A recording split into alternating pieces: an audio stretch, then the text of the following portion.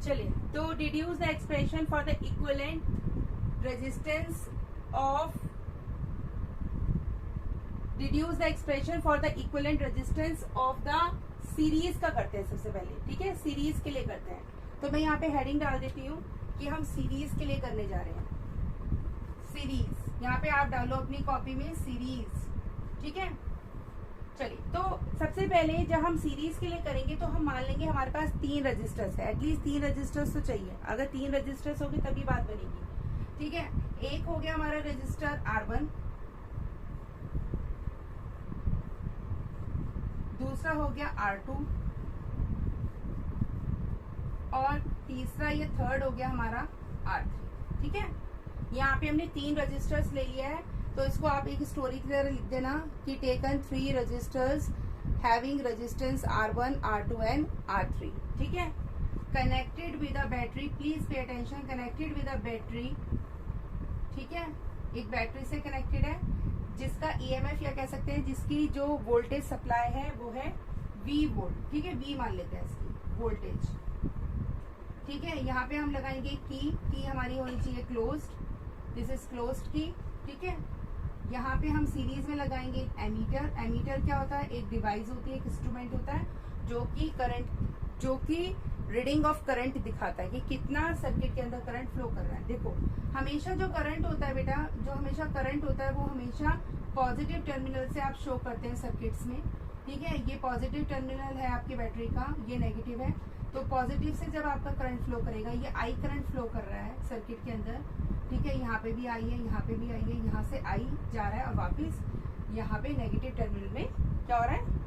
खत्म हो रहा है, ठीक है। अगर ये आपका पॉजिटिव है तो ये आपका पॉजिटिव एंड है, ये नेगेटिव है। जैसे कि हम जानते हैं जो वोल्ट मीटर होता है वो वोल्टेज नापने में काम आता है और उसको हम पैरेलल में लगाते हैं, ठीक है। वोल्टेज V, कैपिटल V दिखा देंगे वोल्टेज, और जैसे कि ये पॉजिटिव टर्मिनल से यहाँ पे पॉजिटिव, यहाँ पे नेगेटिव। तो ये मैंने क्या बनाया है? This is the circuit diagram, this is the circuit diagram. जब आपका ये क्वेश्चन आएगा पेपर में तो आप इसका ये सर्किट डायग्राम बना के आएंगे, ठीक है। क्लियर हो गई बात? चलिए, अब शुरू होता है हमारा बेसिक कॉन्सेप्ट शुरू होता है। तो सबसे पहले एक चीज आपको समझनी है, जो बैटरी से जो करंट फ्लो कर रहा है वो देखिए तीनों रेजिस्टर्स में बराबर जा रहा है। क्यों? क्योंकि तीनों सीरीज में लगे हैं। सीरीज में आपका करंट सेम रहता है। तो यहाँ लिखेंगे in series I remains same. जो I है बेटा वो सेम रहेगा, इसका मतलब I जो है वो R1 में, R2 में, R3 में बराबर जाएगा, ठीक है। अब आप जानते हैं according to the Ohm's law, आप जानते हैं ओम्स लॉ क्या कहता है आपको? ओम्स लॉ कहता है कि V is equal to I into R, ठीक है। जो V है वो किसके बराबर है? I इंटू R के बराबर है। तो आप एक दिमाग लगाओ, I जो है वो आपका सेम है और आपको रेजिस्टेंस निकालना है, ठीक है। I तो सेम हो गया, इसको तो हटा दो, I तो सेम है, ठीक है। R आपको फाइंड करना है, R मीन्स इक्विवेलेंट के टोटल रेजिस्टेंस। अब आपके पास जो थर्ड पैरामीटर बचा है वो है V। क्या है? V, क्योंकि I तो सेम है, R आपको निकालना है, तो आपके पास क्या बचा? सिर्फ V। आपके पास अगर V बचा है तो आपको V को ही यूज करना है या V को ही टारगेट बनाना है। तो V आप क्या लिखेंगे? Total voltage is equal to V1 plus V2 plus V3। अब आप बोलोगे V1, V2, V3 क्या मैम? V1 जो है वो पोटेंशियल अक्रॉस रेजिस्टेंस R1 है, V2 पोटेंशियल अक्रॉस R2 है और V3 पोटेंशियल अक्रॉस R3 है। क्योंकि तीनों ही रजिस्टर्स सीरीज में कनेक्टेड है जिसमें करंट सेम फ्लो कर रहा है, बट सब में वोल्टेज अलग अलग होगी, क्योंकि वोल्टेज रेजिस्टेंस पे डिपेंड कर रही है, ठीक है। चलिए, तो अब हम इसको यूज करेंगे। अब सबसे पहले आप जानते हैं V क्या होता है? V is I into R। आप यहाँ पे डाल लीजिए I इंटू R, ठीक है। अब आप आ जाइए इस V1, यहाँ पे इसकी V1 है तो V1 क्या होगा? I into R1। क्यों होगा I इंटू R1? क्योंकि I तो सेम है सारे रेजिस्टर्स में, R1 इसका क्या है, रेजिस्टेंस है। इसी तरीके से V2 क्या होगा, I इंटू R2। I तो आपका पता है, आपको I सेम है इसलिए I रखा है, और R2 क्या है इसका, रेजिस्टेंस, और V3 क्या होगा, I इंटू R3। सारी वैल्यूज आप यहाँ पे पुट कर लीजिए, put all the values, I into R1, I into R2, I into R3। ठीक है, सारी वैल्यूज मैंने यहाँ पे सब्स्टिट्यूट कर दिया है। अब देखिए यहाँ पे I है, यहाँ पे भी और यहाँ पे भी, I कॉमन ले लीजिए। यहाँ पे क्या बचेगा, R1 plus R2 plus R3 bracket enclosed is equal to I into R। अब देखिए इधर I और इधर I है, दोनों इजिकल टू से, दोनों इजिकल टू के अपोजिट एंड्स में है, तो आप I से I काट दीजिए, आपका आ गया R equal to R1 plus R2 plus R3। और शायद हमने यही समझा है, मैंने आपको कल यही समझाया था कि अगर आपके रजिस्टर सीरीज में कनेक्टेड है तो अगर आपको उनका इक्विवेलेंट रेजिस्टेंस निकालना है तो सारे रेजिस्टेंस को ऐड कर दीजिए, सारे जितने भी रेजिस्टेंस हैं उनको ऐड कर दीजिए। ठीक है, मान लीजिए अगर यहाँ पे 10 होता, यहाँ पे 5 होता, यहाँ पे 15 होता, तो आपका इक्विवेलेंट रेजिस्टेंस क्या आता, आप सबको ऐड कर देते, R आता आपका 10 प्लस 5 प्लस 15, तो आपका आंसर आता R is equal to 30 ohm. Clear? Yes ma'am. तो शुरू करेंगे पैरेलल के लिए। ठीक है, जब आपके 3 रजिस्टर्स किसमें कनेक्टेड होंगे, पैरेलल में। चलिए सर्किट डायग्राम बनाते पहले। तो ये आपका है R1, ये है आपका R2 और ये है आपका R3। ठीक है, 3 रजिस्टर्स मैंने ले लिए हैं, वैसे कोई जरूरी नहीं आप 3 ले, आप 4 भी ले सकते हैं, पर 3 ही ले लें। ठीक है, ये 3 रजिस्टर्स है R1, R2 एंड R3। अब सबसे पहले हमें बैटरी बनानी है। बैटरी हमारी जो है वो 20 वोल्ट की है। ठीक है, उसके बाद हमें की बनानी है, की आपकी क्लोज होनी चाहिए सो दैट करंट फ्लो करे सर्किट के अंदर। आपको एमीटर लगाना है जो कि सीरीज में होना चाहिए। ठीक है, आफ्टर दैट आपको फ्लो ऑफ करंट दिखाना है। फ्लो ऑफ करंट हमेशा पॉजिटिव टर्मिनल से चलता है। ठीक है, अब देखिए यहाँ पे जब करंट आ जाएगा, जब यहाँ पे करंट आएगा तो आप देखो करंट डिस्ट्रीब्यूट होगा, क्योंकि करंट के सामने 3 रास्ते हैं, एक रास्ता R1 की तरफ है, एक R2 की तरफ और एक R3 की तरफ। तो जब करंट के सामने ये क्या होती है, सिचुएशन आती है, तो आप समझ जाइए करंट डिस्ट्रीब्यूट हो रहा है। यहाँ पे जाएगा I1, यहाँ पे जाएगा I2 और यहाँ पे जाएगा I3।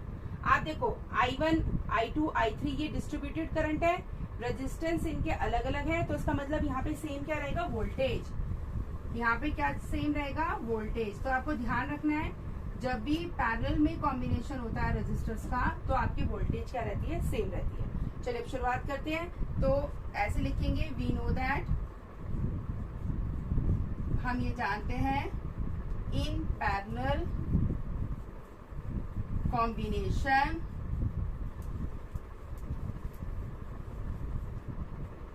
Voltage V remains same.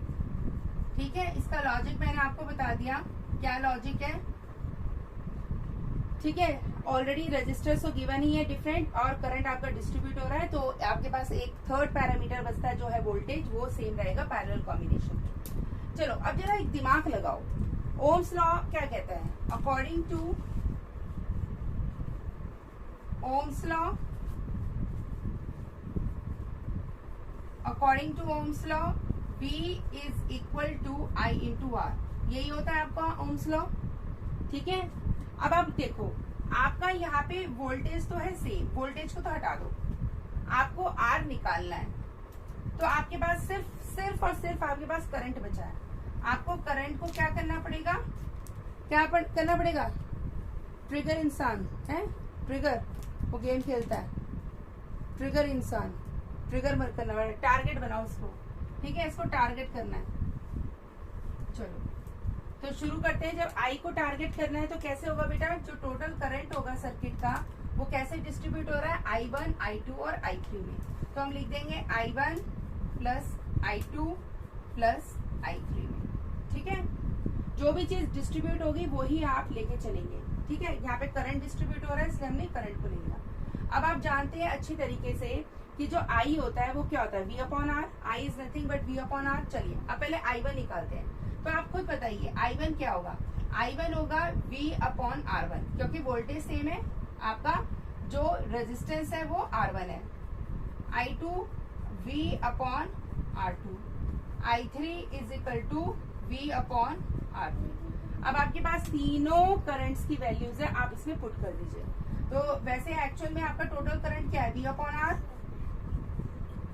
I1 क्या है, V अपॉन R1। I2 क्या है, V अपॉन R2। I3 क्या है, V अपॉन R3। ठीक है बेटा। अब आप खुद देखो जरा, यहाँ सब में V V V V V V आ रहा है, यहाँ पे V V V V common ले लेते हैं। जब आप V कॉमन लोगे तो आपके पास कुछ सिचुएशन ऐसे आ जाएगी, यहाँ साइड में कर देती हूँ। V upon R is equal to 1, sorry V common ले लिया, यहाँ बचेगा 1 अपॉन R1, 1 अपॉन R2 और 1 अपॉन R3। ठीक है बेटा। अब इस वाले V से ये वाला V काट दो, यहाँ बचेगा 1 upon R is equal to 1 upon R1, 1 upon R2 और 1 अपॉन R3।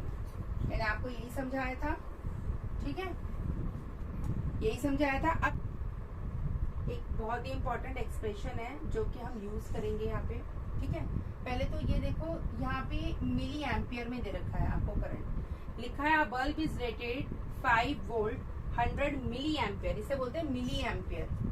मिली एम्पियर, अभी तक तो आपने एम्पियर यूनिट पढ़ी थी कि करंट की जो यूनिट होती है वो एम्पियर होती है, ऐसा यूनिट। अब ये मिली एम्पियर है। Calculate its power and its resistance. तो जरा इधर देखो, सबसे पहले आप कन्वर्जन देखो, यहाँ पे बॉक्स बना लो, यहाँ पे डालो कन्वर्जन, ठीक है। अगर आपके पास 1 मिली एम्पियर है, उसको आप चाहते हैं कि एम्पियर में कन्वर्ट करें, तो आपको 10 की पावर -3 से क्या करना पड़ेगा, मल्टीप्लाई। मिली छोटी यूनिट है और एम्पियर बड़ी है, तो आप मल्टीप्लाई करेंगे, तभी -3 से आप मल्टीप्लाई कर रहे हो, या आप कह सकते हो एक तरीके से 1/1000 से मल्टीप्लाई कर रहे हो, ठीक है। अब आता है, अगर यहाँ पे मिली ना होके माइक्रो होता, 1 माइक्रो एम्पियर, माइक्रो इसे कहते हैं माइक्रो। माइक्रो और भी छोटा जाता है, मिली से भी छोटा। तो माइक्रो एम्पियर को अगर एम्पियर में कन्वर्ट करना है तो 10 की पावर -6 से मल्टीप्लाई कर देंगे, ठीक है। ये कन्वर्जन है, ये आपको ध्यान रखने हैं। जब आप न्यूमेरिकल्स करोगे तो कई जगह आप इन ऐसे यूनिट से एनकाउंटर होंगे। आप वहां पे अपनी गोलियां निकालेंगे कन्वर्जन्स की और दाग देंगे, मतलब आप वहां पे चला देंगे, ठीक है। तो कैसे करोगे भाई, अगर 100 मिली एम्पियर है, एम्पियर में कन्वर्ट करोगे तो 100 गेट्स मल्टीप्लाई बाय 10 की पावर -3। अब आप इधर देखो, एक्सपोनेंट का कॉन्सेप्ट लगाते हैं। 10 की पावर 100 को लिख सकते हैं 10 की पावर 2 इंटू 10 की पावर -3। अगर बेटा बेस सेम होते हैं, बेस सेम है दोनों 10, तो पावर क्या हो जाएगी, ऐड, और जब आप ऐड करोगे तो -3 और +2, आपका आंसर आएगा -1। इसका मतलब आपका जो करंट है दैट इज 1/10 एम्पियर। क्या है, 1/10 एम्पियर। जब आपकी जो पावर नेगेटिव में होती है, आप उसे पॉजिटिव बनाना चाहते हो तो उसको रेसिप्रोकल कर दो, 10 का हो जाएगा 1/10, ठीक है, और पावर आ जाएगी 1। तो 1 आपको लिखने की जरूरत नहीं है। समझ में आ गया? पहले बताओ, कन्वर्जन समझ में आ गया? अगर कन्वर्जन आ गया तो आप बहुत आसानी से निकाल सकते हैं पावर। तो फर्स्ट है पावर। तो पावर का बेसिक फॉर्मूला है V इंटू आई। V बेटा आपको बताया दे रखी है 5, और करंट आपने अभी बहुत ही मेहनत से निकाला है, आपका मेहनत का करंट है ये 1/10, ठीक है। अब इसे काट दो, पीट दो, तो आंसर आ जाएगा 1/2 क्या, what. Clear? Yes, ma'am. Second part is resistance R। तो R का फॉर्मूला क्या है बेटा, R इज V/I, ठीक है। अब आप निकाल लीजिए, कैसे निकालेंगे। V आपको बताया दैट इज 5 और I आपका क्या है 1/10। तो एक तरह से 5 गेट्स डिवाइडेड बाय 1/10। तो आप कैसे करेंगे, यहाँ पे मल्टीप्लाई कर देंगे ये आपको पता है कैसे आप फ्रैक्शंस को करते हैं डिवाइड। 5 मल्टीप्लाई बाय 1/10 का हो जाएगा रेसिप्रोकल मीन्स 10, दैट इज 50 क्या ओम। तो इसका मतलब उस बल्ब के का जो रेजिस्टेंस है वो है 50 ओम। और कितनी वॉट है उसकी 1/2, या फिर आप कह सकते हैं 0.5 what.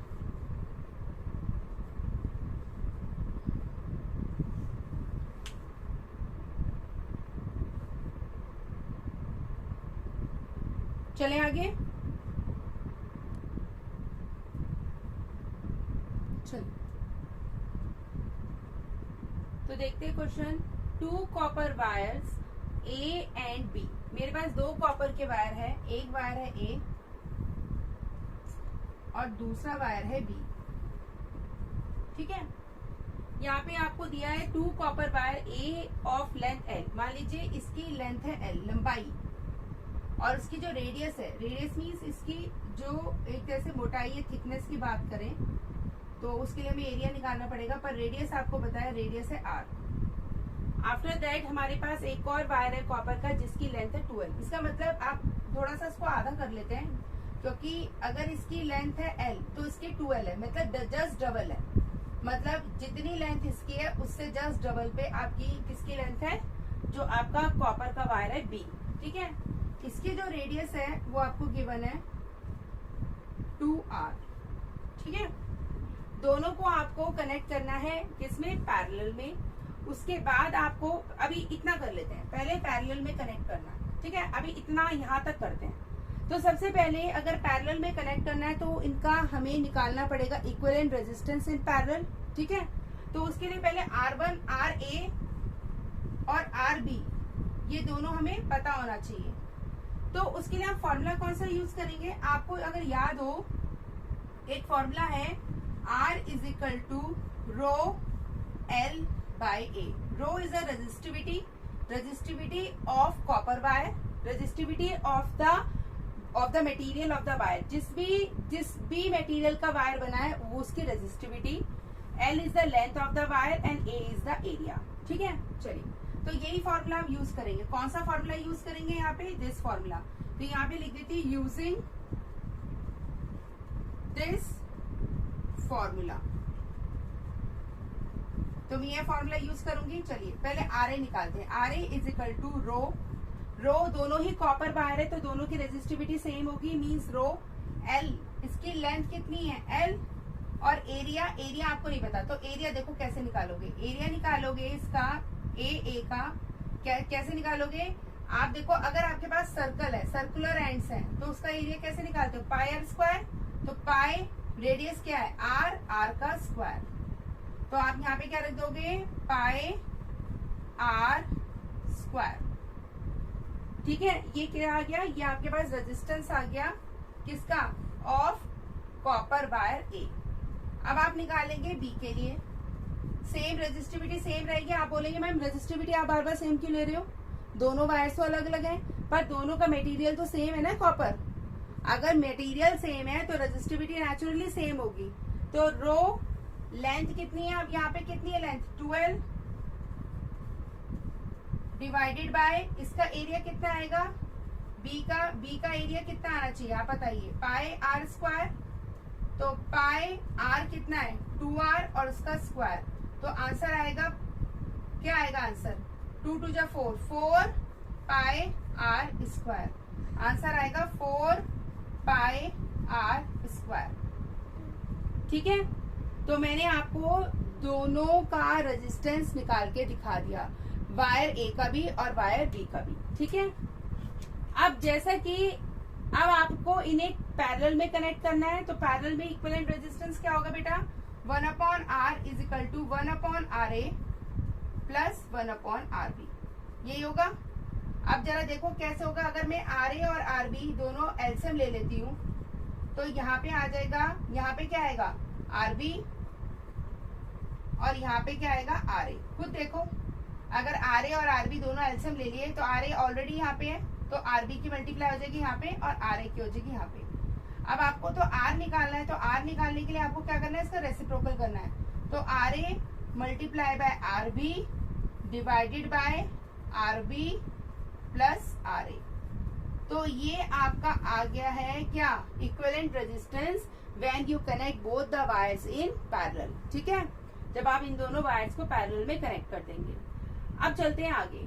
Find the ratio of the total resistance of parallel combination to the resistance of the wire A. अब आपके पास टोटल रेजिस्टेंस ये रहा और आपको रेशियो क्या निकालना है, what you have to find, you have to find क्या करना है, R अपॉन आर ए। आपको ये फाइंड करना है, क्या फाइंड करना है, R upon R A. Clear है? तो आप खुद देखो, जब आपको R upon R A find करना है, I am rubbing the board, R upon R A find करना है, तो आप खुद देखो R की वैल्यू क्या है। R की वैल्यू आपके सामने ये रही, R A plus R A multiply by R B divided by R B plus R A. ये है आपके पास R की वैल्यू और उसके नीचे आपकी किसकी वैल्यू आनी चाहिए, आर ए की। आर ए कितना है भाई, इसका मतलब आपको डिवाइड करना है किससे डिवाइड करना है, आर ए से। और आर ए की वैल्यू क्या है, ये रही आर ए की वैल्यू, ये आर ए की वैल्यू है ना पूरी। ठीक है, अब आप एक काम करिए, डिवाइड करना है आर ए से, ऐसे लिख लीजिए। अब आप खुद देखो, जब मैं इसको सॉल्व करूंगी तो मैं लिखूंगी R A into R B upon R B plus R A, इसे कर दूंगी मल्टीप्लाई का साइन और इसका कर दूंगी रेसिप्रोकल, यहां से आर ए कट जाएगा। ठीक है, क्या आपका आर ए कट गया। अब आपको क्या करना है, वैल्यूज पुट करनी है। चलिए वैल्यूज पुट करिए, जो आपके पास है। आर बी की वैल्यू आपके पास है ये रही, आर बी और आर ए की वैल्यू, आप पहले आर ए और आर बी की वैल्यू निकाल लो। R A plus R B क्या होगा, रखो वैल्यूज। आर ए की वैल्यू ये रही, क्या है, rho L upon pi R square plus rho 2L upon 4 pi R square. ठीक है, यही है वैल्यूज जो मैंने पुट करी है। अब आप क्या करेंगे, यहाँ पे एलसीएम ले लीजिए। एलसीएम में आपका एलसीएम क्या आएगा, जो आपका बड़ा है 4 pi R square. Already pi R square यहाँ पे है, क्या नहीं है 4, तो इस 4 की मल्टीप्लाई किससे हो जाएगी, 4 रो एल से। प्लस यहाँ पे क्या है आपके पास, यहाँ पे आपके पास पूरा 4 पाई आर स्क्वायर है, तो यहाँ पे आएगा आपका क्या, 2 रो एल। अब आप ऐड कर दो तो आपका आंसर आएगा 6 rho L divided by 4 pi R square. तो ये जो आंसर आया है ये किसका है, R A plus R B का। आपके पास R A plus R B की वैल्यू आ चुकी है, ये रही। ऊपर आपको आर बी लिखना है, तो रख लीजिए। कैसे करेंगे देखिए,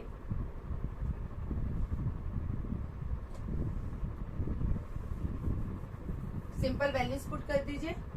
आर बी की वैल्यू ये रही, rho 2L divided by 4 pi R square, ये रही। उसको आपको किससे डिवाइड करना है, इससे। इसकी वैल्यू ये रही, क्या है। अब मैं क्या काम कर रही हूँ, मैं डिवाइड का साइन है, ऑल्दो डिवाइड करना है, पर मैं यहाँ पे मल्टीप्लाई कर देती हूँ ताकि मैं थोड़ा सा टाइम सेव कर लूँ। मल्टीप्लाई करके इसको रेसिप्रोकल कर देती हूँ, उल्टा कर देती हूँ। तो ये 4 pi R square divided by 6 pi L, ये इससे कट जाएगा, पाई से पाई कट जाएगा, 2 से ये 6 कट जाएगा 3 और एल से एल कट जाएगा। तो ultimately at last you get 1/3। तो आपका जो आंसर आएगा क्या, मीन्स आर अपॉन आर ए का जो रेशियो आएगा वो आएगा 1/3।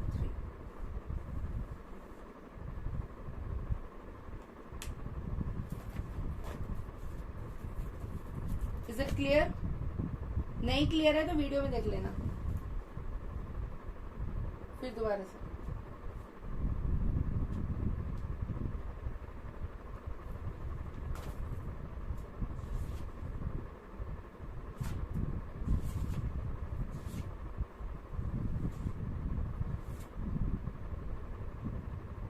चलो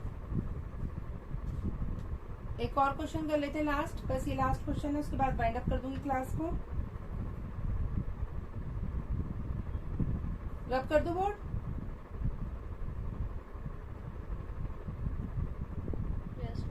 चलो लास्ट क्वेश्चन है, this question is very important, ये भी इंपॉर्टेंट है। इस तरह के क्वेश्चन भी आपको काफी मिलेंगे देखने के लिए, ठीक है। तो ये सारे जो है सिलेक्टिव और क्रीम क्वेश्चंस हैं जिनको करके जाना ही पड़ेगा। द लेंथ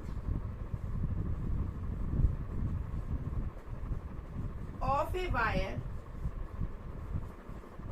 ऑफ रेजिस्टेंस, ये लास्ट क्वेश्चन है आज की क्लास का, आर इज डबल्ड, डबल्ड मतलब दुगना, बाय पुलिंग इट, सिर्फ खींच के, find the new resistance of the wire. चलिए, the length of a wire of resistance R is doubled by pulling it. पहले आपके पास एक वायर था, ठीक है, ये वायर आपके पास, मान लीजिए आपके पास वायर था जिसकी लेंथ थी L, ठीक है, और उसका रेजिस्टेंस कितना था R। आफ्टर दैट आपने क्या करा, the length of a wire of A resistance R is doubled, doubled मतलब दुगनी कर दी बाय पुलिंग इट। आपने इसे इतना खींचा कि इसकी लेंथ अब 12 हो गई। तो अब आपसे पूछा है कि इसका न्यू रेजिस्टेंस क्या है, मींस का R डैश निकालना है। आपको क्या करना है क्वेश्चन में, टू फाइंड R डैश। चलिए, अब जैसा कि वायर है, सेम तरह का वायर है, सेम मान लीजिए कॉपर वायर है, तो रेजिस्टिविटी दोनों वायर की सेम रहेगी। तो पहले इसका रेजिस्टेंस निकालते हैं। पहले निकालते हैं जब वायर A था वो, और जब वो वायर B हो गया तब देखते हैं। तो रेजिस्टेंस ऑफ वायर A क्या होगा बेटा, रो L upon what, A। A is the area. आपको A को A ही रखना है, क्यों, क्योंकि जो दोनों वायर्स है दोनों का एरिया सेम रहेगा, क्योंकि दोनों एक ही वायर है, बस पुल करके लंबा कर दिया है। ठीक है, अब आप देखिए RB, रेजिस्टिविटी सेम रहेगी, लेंथ अब हो जाएगी इसकी 12, और एरिया अब क्या है, एरिया क्या हो जाएगा, एरिया इज A।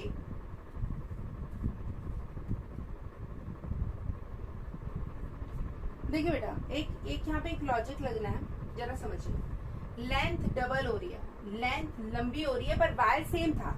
अब मेरे पास, आप खुद सोचो, मेरे पास मान लो ये वायर है, ठीक है, इसकी मोटाई आपको नजर आ रही है, इस वायर की मोटाई नजर आ रही है, ठीक है।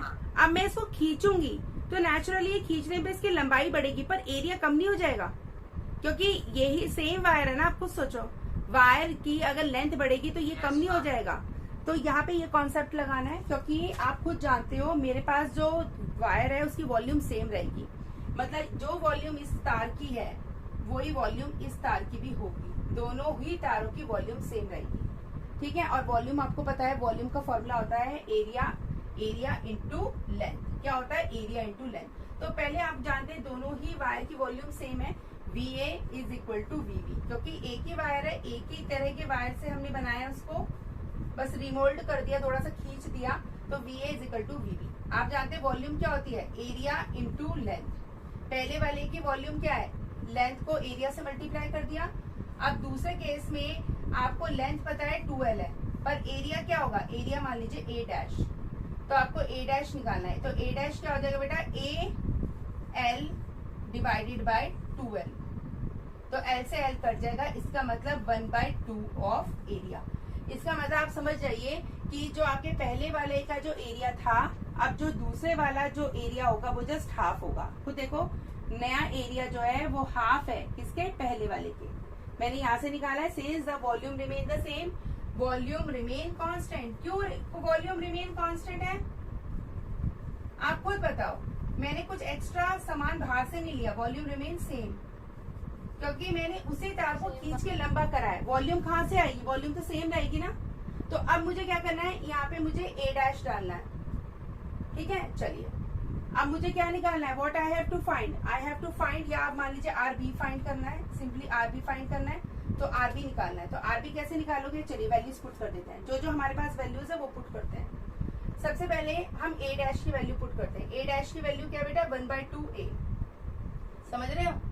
A डैश की वॉल्यूम क्या है, 1/2A। तो मैं यहाँ पे वैल्यू पुट करती हूँ, ये यहाँ पे कर लेती हूँ, तो ये हो जाएगा 2 रो, या फिर रो 12 रो 2L divided bye A dash की जगह रखूंगी 1/2A, तो A तो नहीं यही रहेगा और 2 ऊपर चला जाएगा, ठीक है, क्योंकि 1/2 है ना, तो 2 तो ऊपर जाएगा।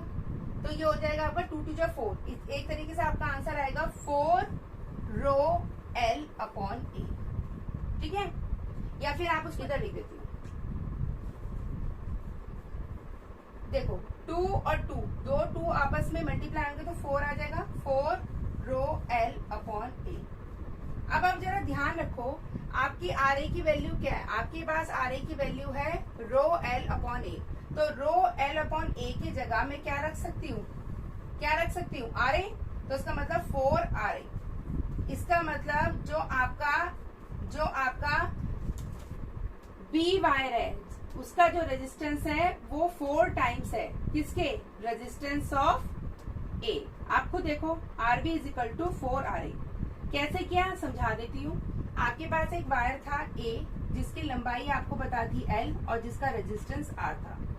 उसके बाद आपने उस वायर को खींचा, इतना खींचा कि उसकी लंबाई बढ़ के डबल हो गई, ठीक है। अब आपको बताना है अब उस वायर का रेजिस्टेंस क्या होगा, मीन्स आपको बताना है कि आर बी क्या होगा। चलिए तो सबसे पहले आर ए निकाल लेते हैं, इस वायर का resistance rho L by A, L is the length and A is the area. अब जैसा कि वॉल्यूम रिमेन सेम, वॉल्यूम दोनों वायर में सेम रहेगी, तो V A is equal to V B. V A कितना है, वॉल्यूम का जो फॉर्मूला होता है, वॉल्यूम होता है, यहाँ लिख लीजिए, volume is nothing but area into height, क्योंकि एरिया क्या होता है L into B, L into B into H, volume ही तो होता है। पढ़ा नहीं आपने क्यूबॉइड में, क्यूबॉइड में आपने पढ़ा है ना L into B into H, ठीक है। अब मैंने एल इंटू बी को एरिया लिख दिया, तो मैंने पहले वायर ए का क्या निकाल लिया, वॉल्यूम, एरिया इंटू लेंथ। फिर दूसरे वायर की आपने एरिया निकाला ए डैश 2L। अब ए डैश निकालना तो ए डैश को यहीं पे रखा, 2L को नीचे जाके डिवाइड कर दिया, L से L कट गया, A बाई 2 आ गया, या फिर आप कह सकते हैं 1/2A। अब बस आपने आरबी की जो आरबी है, आरबी मीन्स जो आपका वायर बी है उसका रेजिस्टेंस निकाला, रो एल की जगह रख दिया 2L और ए की जगह रख दिया ए डैश। ए डैश की वैल्यू आपको मिल चुकी है 1/2A, यहाँ पे मैंने वैल्यू पुट करी, तो 2 चला गया ऊपर, ए रह गया नीचे, 2 2 जा 4, यहाँ पे लिखा 4 rho L by A. Rho L by A क्या है आपका, क्या है आर ए, यहाँ पे आर ए रख दिया, तो 4 R A is equal to R B. तो ये क्वेश्चन इंपॉर्टेंट है, इस तरह के काफी क्वेश्चन आपके पास आ सकते हैं। आपको थोड़ा सा फॉर्मेट पता होना चाहिए, थोड़े ट्रिकी क्वेश्चंस होते हैं,